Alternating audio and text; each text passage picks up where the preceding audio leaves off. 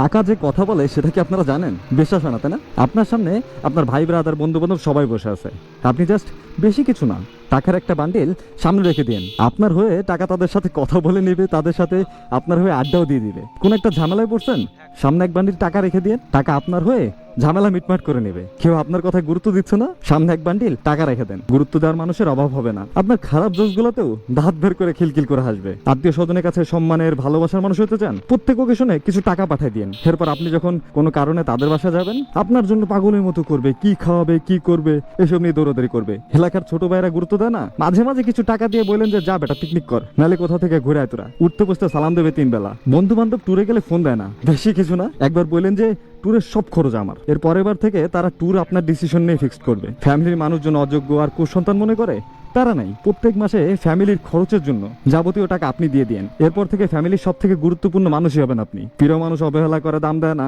বারবার ছেড়ে যেতে চায়। ব্যাংক ব্যালেন্স এই পরিমাণে বানান যেটা তার বাপ দাদার আমলে কেউ কখনো চোখেও দেখে নাই। শুধু মেয়ে না, মেয়ের পরিবারও আপনার ফ্যান হয়ে থাকবে। শ্বশুর বাড়ির মানুষজন সম্মান কম দেয়, প্যারা নাই, প্রত্যেক ওকে শুনে শ্বশুর বাড়ির গোষ্ঠীর সবার জন্য গিফট পাঠিয়ে দিন। শুধু সম্মান না, আর অনেক কিছু পাবেন। আর তাদের মেয়ে জীবনে কোনোদিন বড় গলায় কোনো কথাও বলবে না। টাকা দিয়ে 99.9% জিনিসই কেনা সম্ভব বা নিজের করে নেওয়া সম্ভব। এখন নিজেরাই বলেন, টাকা কি কথা বলে নাকি বলে না?